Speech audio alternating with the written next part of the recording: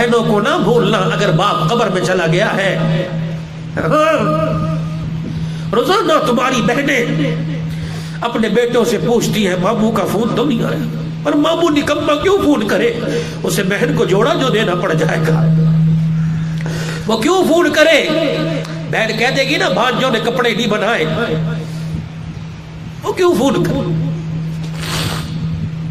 بیوی کو جوڑا دو نا گجرانوالہ کے بازار میں سے لا کے کہ پرانا ڈیزائن ہے. بہن کو لا کے دو، اللہ کی قسم وہ پہننے کی نہیں، مصلے میں لپیٹ کے رکھے گی. نماز کے وقت وہ جوڑا ہاتھ میں اٹھا کے کہے گی یا اللہ جس نے بہن کو پہنا ہے تو جنت کے لباس اس کو پہنا دے. بیٹیوں کے ساتھ برتاؤ اچھا کرو. نبی کی بیٹی فاطمہ رویا کرتی تھی، حضور تڑپ جایا کرتے تھے. نہ رویا کر فاطمہ، محمد طائف کے پتھر برداشت کر سکتا ہے، تیرے آنسو برداشت نہیں ہوتے. نہ رویا کر. اور آج بھی پتہ نہیں کتنی بیٹیاں ماں باپ کے مرنے کے بعد گھر میں روتی ہیں. بھائی نہیں پوچھتے. یار کی یاری نبھانے کا وقت ہے، بہن کے سر پہ ہاتھ رکھنے کا وقت کسی کے پاس نہیں پوچھتے. بلکہ بسا اوقات تو ایسا وقت آ جاتا ہے جب بھائی کہہ دیتا ہے تجھے اور کام کوئی نہیں، جب وہ اٹھاتی ہے چلی آتی ہے تو پتہ نہیں کتنے جھگڑے ہوتے ہیں. بہن دروازہ پکڑ کے روتی ہے. جون جولائی کی چھٹیوں میں تیرے سے باپ ہی فون کرواتا تھا آجا آجا، نہیں آتی، گھر اجڑ رہا ہے، آج میرے آنے سے گھر میں جھگڑے ہیں. بھائی سلام ہے، صبح ناشتے سے پہلے چلی جاؤں گی، اب باپ یاد آئے گا، جا کے قبر دیکھ لیا کروں گی، تیرے گھر کی چوکھٹ نہیں چھوڑوں گی. یہ تمہارے سندھ کے اندر ڈیرکی میں ایک وڈیرا فوت ہوا، 25 مربوں کا مالک، 5 بیٹے 1 بیٹی، ایک 5 مربے ایک بیٹے کو دے دیے. بیٹی چرپائی پہ بیٹھ کے باپ کا منہ دیکھ رہی تھی، کچھ نہیں ملا. وڈیرا شاہی ہے نا، ہمارے دماغوں کا فطور ہے. بیٹی کو دے کے داماد کو برابر کرنا ہے. 5 مربوں کے مالک. چند دن بعد باپ کا انتقال ہوا. جنازہ گاہ لایا گیا. والی صاحب نے کہا صفے درست کرو جنازہ پڑھانے کے لیے. ایک آدمی پہلی صف سے نکلا. انہوں نے کہا حضرت ٹھہر جاؤ، کہ مرنے والے کے ساتھ کچھ حساب کتاب ہے، دعا کرو اللہ موت کے وقت کسی کے عیبوں کو ظاہر نہ کرے. دنیا نہیں چھوڑتی، اللہ معاف کر دیتے ہیں، بندے نہیں چھوڑتے. پہلے لوگ اللہ کی رضا کے لیے جنازے پڑھا کرتے تھے، اب تو خوشامد ہے. جتنا بڑا آدمی مرتا ہے اتنی چدرا. ٹھہر جاؤ جی، صفیں پوری ہو رہی ہے، ٹھہر جاؤ جی، لوگ آ رہے ہیں، تاکہ پتہ لگے میں بھی جنازے کے اندر آیا ہوں. کبھی کبھی ان جنازوں کے ساتھ جایا کرو جن میں 4 آدمی جاتے ہیں. پوچھا کرو یہ کون ہے، جواب ملتا ہے اس کے پیچھے ہاتھ اٹھانے والا کوئی نہیں. ان جنازوں میں جایا کرو. عید کے دن جاؤ گے، گجرانوالہ کے قبرستان کی ہر قبر پہ پھول پڑے ہوں گے. خدا کے بندو، اس قبرستان میں کوئی ایسی قبر تلاش کرنا جہاں پھول تو کیا مٹی بھی پوری نہیں ہے. ان قبر پہ کھڑے ہو کے پوچھنا کہ تمہاری قبر پر پھول کیوں نہیں. اللہ اکبر. وہ تمہیں آواز دے کے کہیں گے ہمارا پھول چڑھانے والا کوئی نہیں. ان کے لیے کبھی بیٹھ کے پڑھا کرو. اپنے باپ کے لیے تو روزانہ صبح سپارہ پڑھتے ہو، ان کے لیے کبھی بیٹھ کے قل ہو اللہ پڑھ دو جن کے پیچھے پڑھنے والا کوئی نہیں. انہوں نے کہا مولوی صاحب حساب دینا ہے، 20 لاکھ روپے کا مقروض مرا ہے. مولوی صاحب نے بیٹوں کی طرف اشارہ کیا کہ بیٹو 5 مربے لیے تھے، آؤ. سر جھکائے، کوئی آگے نہ آیا. 20-25 منٹ ہو گئے. ایک آدمی جنازگاہ سے دوڑا، دروازہ بجایا. کہ کون ہے؟ کہ وہ بیٹی کہاں ہے جو باپ کی میت کے پر اس کے پیر پکڑ پکڑ کے رو رہی تھی اور کہہ رہی تھی کس کے حوالے کر کے جا رہا ہے. وہ بیٹی روتی بھائی کیا ہوا؟ کچھ باپ کی وصیت یاد آئی. کہ ایک آدمی صف میں کھڑا 20 لاکھ روپے کا تقاضا کر رہا ہے، تیرے باپ کا جنازہ پڑھانے نہیں دے رہا. بیٹی تیرے باپ کی میت خراب ہو رہی ہے. بس اس نے دھاڑ ماری، دروازے کی چوکٹ پکڑ کے رونا شروع کر دیا. پھر برقع پہنا، ہاتھ میں پرس پکڑا، ننگے پیر دوڑنا شروع کر دیا. جنازگاہ میں پہنچی اور کہنے لگی مولوی صاحب باپ کا چہرہ دیکھنے کی اجازت ہے. کہ بیٹی کیا کرے گی، یہ تو 20 لاکھ کا جھگڑا پڑا ہوا ہے. کہ وہی مسئلہ تو حل کرنے آئی ہوں. قریب ہوئی، باپ کا چہرہ کفن سے باہر نکالا، ماتھے پہ بوسہ دیا، اپنے سینے پہ ہاتھ رکھ کے کہنے لگی ابا پریشان نہ ہو، تیری میت خراب نہیں ہونے دیتی، میں ہوں نا.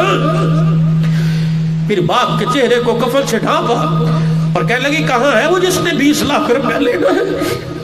وہ کہنے لگا میں ہوں. نہیں تو ادھر آ جا، میرے باپ کی میت پر تجھے کھڑے ہونے کی اجازت نہیں ہے.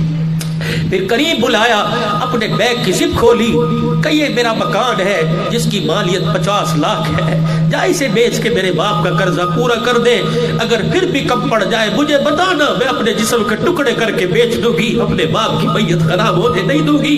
مولوی صاحب آگے آؤ اور آ کے جنازہ پڑھاؤ. بھائیوں کی غیرت ختم ہو گئی لیکن بیٹی میں غیرت موجود ہے. خدا کی قسم جب اس بیٹی نے باپ کا قرض چکایا ہوگا، اس کے ہاتھ اٹھے ہوں گے تو خدا کی رحمت کو کیسے جو جائے ہوگا. افطاریوں کے دسترخوان لگے. کبھی تم نے اس علاقے میں غور کیا کہ کچھ عرصہ پہلے کسی کا جنازہ اٹھا ہوگا، چھوٹے بچے اور بچیاں ہیں. مجھے 1992 کی مولانا محمد عمر صاحب پالن پوری رحمت اللہ علیہ کی بات یاد آ گئی. سن 88 میں حضرت جی نے حضرت رحمت اللہ علیہ سے مجھے بیعت کرایا تھا. مولا پالن پوری رحمہ اللہ سنایا کرتے، فرمایا ہندوستان میں ایک گھر سے باپ کا جنازہ اٹھا، بیٹا کوئی نہیں، بچیاں یتیم ہو گئی، 3 دن ہو گئے گھر میں چولہا نہ جلا. محلے والوں نے پوچھا کوئی نہیں. اماں کے پلے پر کچھ پیسے بندھے تھے، کہنے لگی بیٹی فلاں چوک میں بنیوں کی دکانوں میں ہمارے بھائی مسلمان کی دکان ہے نا، جا اسے جا کے ماں کا دکھڑا سنانا کہ 3 یتیم بچیاں ہیں، گھر میں بھوک کی وجہ سے، فاقے کی وجہ سے چہرے کے رنگ بدل گئے، یہ 2 انڈے لے لے، 1 وقت کی روٹی کا انتظام کر دے. جب وہ بچی یتیم مسلمان بھائی کی دکان پہ گئی، بھائی یہ 2 انڈے لے لے، امی نے بھیجا ہے، عدت میں بیٹھی ہے، بھائی کوئی نہیں جو کما کے لائے. باپ منو من مٹی کے نیچے چلا گیا، یہ 2 انڈے لے لے اور روٹی کا دودھکار، چل تمہارے لیے دکان کھول کے بیٹھا ہوں. جب وہ اتر رہی تھی اور رو رہی تھی، انہوں نے کہا ابا کہاں سے لاؤں اللہ جو روٹی کا انتظام کرے. ایک سامنے دکان پر ہندو بنیا بیٹھا منظر دیکھ رہا تھا. جب یتیم ڈگمگاتے قدموں سے نیچے اتری، بنیے نے دکان سے چھلانگ ماری، بیٹی کو گود میں اٹھا کے ماتھا چوما اور کہنے لگا میری دکان میں آ جا، اندر آ جا، کیا بات ہے؟ اس نے کہا ماں پردے سے باہر نہیں آ رہی، ہمیں بھوک لگی ہے، 3 دن بعد آج 2 انڈے لے کے آئی ہوں، بڑے فخر سے آئی تھی کہ بھائی دے گا، لیکن اس نے دودھکار بجائے روٹی کے جھڑکیاں دی ہیں. کب کہاں جا رہی ہے؟ کہ اماں کے پاس جا رہی ہوں. اندر آ، تھیلا اٹھایا، راشن سے بھر دیا، کہ لے بیٹی یہ لے لے، ہوں تو میں بنیا، جب روٹی پک کے تمہارے پیٹ میں جائے تو میری ہدایت کی دعا کر دینا. وہ 2 انڈے لے کے کہنے لگی چاچا یہ لے لے. کہ بیٹے چاچے کو پیسوں کی ضرورت نہیں ہے، ہدایت کی ضرورت ہے. جب وہ بچی 2 انڈے لے کے ایک ہاتھ میں اور راشن کا تھیلا لے کے جب دکان کی سیڑھیاں اتری، غیب سے آواز آئی، ہے تو بنیا لیکن کام تو نے بڑا اچھا کر دیا، ایک یتیم کی روٹی کا بندوبست کیا، اس کی برکت سے اللہ نے تیری 7 نسلوں کی رزق کا انتظام کر دیا ہے. ایسا کام کرو جو کام آئے. بس آخری مراحل میں بات جا رہی ہے. قبرستان میں ایک بچہ بیٹھا رو رہا تھا، بار بار قبر کو تھپیڑے مار رہا تھا، ابا اٹھ ابا اٹھ، روزانہ مس مارتی ہے، یا فیس لے کے آ یا باپ کو لے کے آ، میں ماں کے پاس نہیں جاتا، تیرے پاس آتا، اٹھ ابا. ایک 7 والی قبر پہ ایک بندہ فون کر رہا تھا کہ کل میں نے پھولوں کی چادر کا آرڈر دیا تھا، ابھی تک نہیں بنی. اس یتیم کے کان میں کہ مولا کسی کو دبڑیوں کا محتاج کر دیا، کسی کی قبر پہ پھولوں کی چادر ہے. اور پھر باپ کو مخاطب ہوا قبر کی مٹی کو، کہا ابا اٹھ، آج بھی ہاتھوں کی سرخائی دیکھ، آج بھی چھٹی کے وقت مس نے ڈنڈے مارے ہیں. اس نے کہا ابا کو لا یا فیس لا. کہاں سے لے کے آؤں؟ بس وہ پھولوں کی چادر کا آرڈر دینے والے کے کان میں آواز پہنچی. اس نے فوراً فون ملایا. اس نے کہا اب مجھے پھولوں کی ضرورت نہیں، پھول تو مجھے یہی مل گیا، اب مجھے چادر نہیں چاہیے، پھول مجھے یہی مل گیا. بس اس نے موبائل بند کیا، یتیم کے سر پہ ہاتھ رکھا کہ کہ بیٹے رونا بند کر دے، اب تیرا باپ نہیں آئے گا، ہر مہینے فیس تیری دروازے پہ پہلی تاریخ کو آ جایا کرے گی۔ یقین جانو، پھر مرنے والے سے پوچھو، جس نے یتیم کے سر پہ ہاتھ رکھا اس کے باپ کی قبر پہ کھڑے ہو کے پوچھو تو صحیح کہ تیرے بچے نے یتیم کے آنسو صاف کیے، قبر میں اللہ نے تیرے ساتھ کیا معاملہ کیا ہے؟ یہ کام کرو، کبھی کبھی دکھلاوے سے ہٹ کے ایسے کام کرو کہ کرنے والے کو پتا ہو یا جس کی رضا کے لیے کیا اسے پتا ہو۔ یہ درس قرآن کی محفلیں اسی لیے سجائی جاتی ہیں، روزانہ اس دنیا کے جھمیلوں میں پھنس کے اس دل سے جو سنگائی دور ہوتی ہے۔ صبح صبح کا وقت ہے، نور کی برسات ہو رہی ہے، اللہ کی قسم آپ لوگ اتنے نہیں آئے جتنے خدا کے فرشتے اس وقت آئے ہوئے ہیں اس بہاروں کو لوٹنے کے لیے۔ پھر دیکھنا اللہ موت بھی ایمان والی دیتا ہے، پھر دیکھنا اللہ زندگی بھی ایمان والی دے گا۔ حضور پاک صلی اللہ علیہ وسلم بیٹھے، جبرائیل علیہ السلام آئے، حضور کی طرف دیکھ کے مسکرا رہے۔ اللہ کیوں مسکرا رہے؟ کہ اللہ کے نبی آج مدینے میں کون فوت ہوا؟ مجھے تو نہیں پتا۔ کہ تو کیوں آیا؟ کہ استبشر بموتہ اہل السماء، کوئی نیک روح آسمانوں کی طرف آج گئی ہے جس کی وجہ سے آسمان کے سارے فرشتے خوشیاں منا رہے ہیں۔ حضور نے مجمع کی طرف دیکھا، پھر کلیجے ہائے میرا سعد، وہ بیمار تھا، لگتا ہے فوت ہو گیا۔ حضور مسجد نبوی کے مصلی سے اٹھے، تیز تیز تیز جا رہے ہیں، صحابہ کرام دوڑ رہے ہیں، یا رسول اللہ آہستہ چلے، دوڑنے کی وجہ سے ہماری جوتیوں کے تسمے ٹوٹ گئے، آہستہ آہستہ چلے۔ اللہ کے نبی فرما رہے، او جلدی کرو یارو، میرے ساتھ ملو، مجھے ڈر ہے میرے پہنچنے سے پہلے کئی فرشتے میرے ساتھ کو غسل نہ دے دے۔